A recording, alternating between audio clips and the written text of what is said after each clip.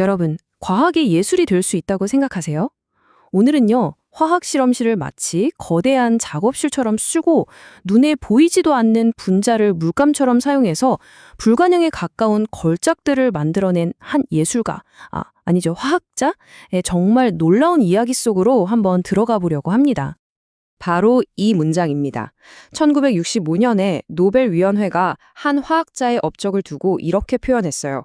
정밀한 과학인 동시에 순수 예술이다. 와, 정말 멋진 표현 아닌가요? 오늘 저희는 이 한 문장이 어떻게 한 사람의 인생을 이렇게 완벽하게 요약할 수 있었는지 그 깊은 의미를 같이 한번 파헤쳐 볼 거예요. 과학자의 손끝에서 탄생한 예술이라 과연 어떤 모습일지 궁금하지 않으세요? 자, 그래서 오늘 우리가 함께 따라가 볼 이야기의 순서입니다. 먼저 분자를 조립하는 게 왜 예술이라고까지 불리는지 알아볼 거고요. 그리고 도대체 왜 그렇게 어려운 도전을 멈추지 않았는지 그 이유도 살펴볼 겁니다.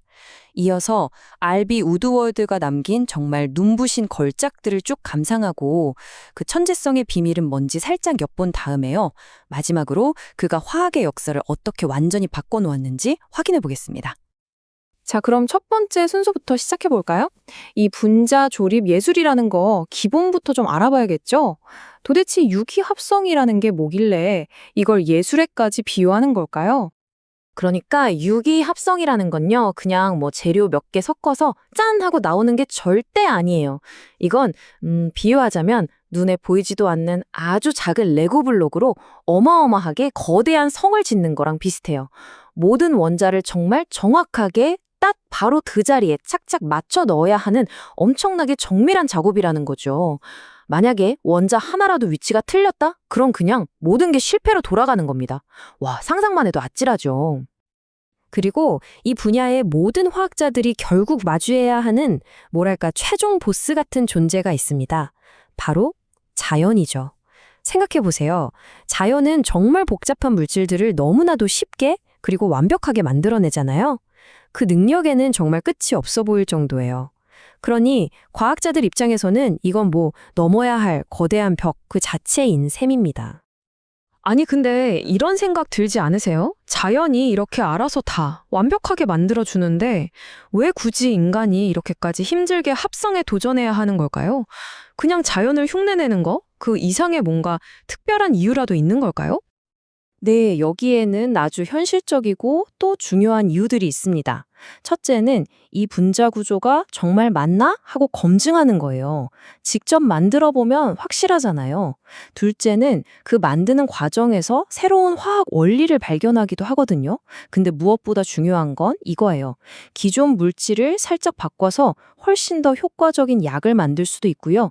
또 자연에서는 정말 희귀한 물질을 우리가 원할 때, 원하는 만큼 만들어낼 수 있게 된다는 거죠. 특히 의학 분야에서는 이 기술의 가치가 정말 어마어마합니다. 한번 생각해 보세요.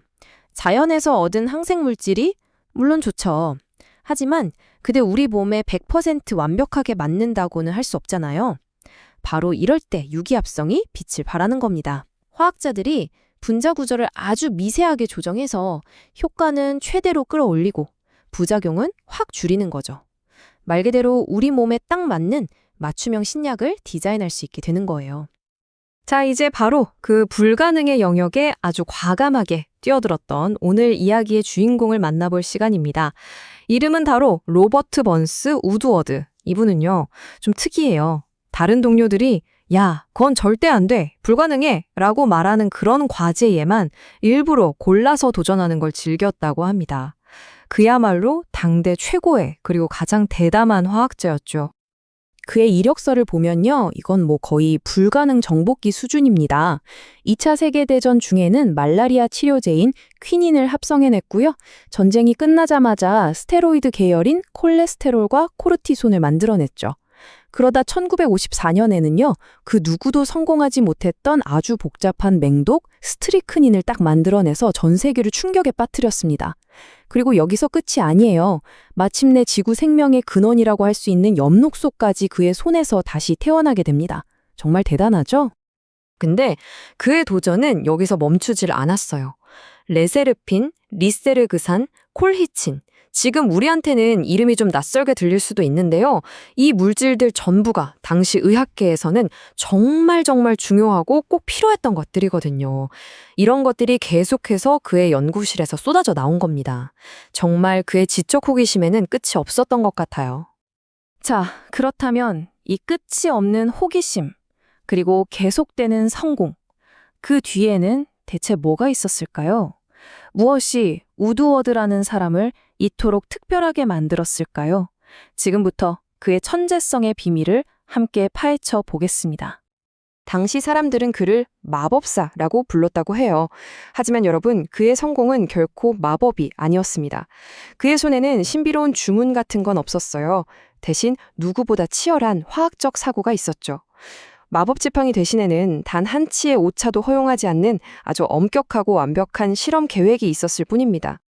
노벨위원회가 분석한 그의 천재성의 비결을 보면요. 딱 이 세 가지 요소의 완벽한 조화가 보입니다. 첫째, 그 누구와도 비교할 수 없는 방대한 이론적 지식. 둘째, 그 이론을 현실로 만들어내는 실패를 모르는 실용적인 판단력. 그리고 마지막 셋째, 아무도 생각하지 못한 길을 찾아내는 그야말로 천재적인 직관. 이 세 가지가 하나로 합쳐졌을 때 비로소 불가능이 가능으로 바뀐 겁니다. 자, 그렇다면 이 위대한 화학의 마법사는 화학이라는 세상에 어떤 유산을 남겼을까요? 마지막으로 그가 어떻게 이 학문의 경계 자체를 완전히 바꿔놓았는지 한번 살펴보겠습니다. 바로 이 문장이 그의 업적을 가장 잘 요약해준다고 생각해요. 그는 눈에 띄는 방식으로 실질적으로 가능한 것의 한계를 넓혔다. 그러니까 그는 단순히 분자 몇 개를 더 만들어낸 게 아니에요. 그게 아니라 화학자들이 우리 여기까지는 할 수 있어 라고 생각했던 그 경계, 그 가능성의 지도 자체를 훨씬 더 넓게 그려버린 겁니다. 그리고 그의 영향력은 단순히 분자를 만드는 데에만 머무르지 않았어요. 예를 들면 보고독처럼 당시에는 완전히 수수께끼였던 분자들의 구조를 마치 퍼즐 풀듯이 밝혀냈고요. 또 자연이 도대체 어떻게 이런 물질들을 만들어내는지 그 원리에 대한 아주 새로운 아이디어를 제시하기도 했죠. 심지어는 우리 몸의 기본 재료라고 할 수 있는 단백질을 합성하는 독창적인 방법까지 개발해냈습니다. 결국 그가 남긴 진짜 유산은 그가 만든 물질 그 자체가 아니라 불가능이란 없다는 것을 몸소 증명해 보였다는 사실일 겁니다. 그의 성공은요, 전 세계의 모든 유기화학자들에게 우리도 할 수 있다는 엄청난 자극과 영감을 줬어요.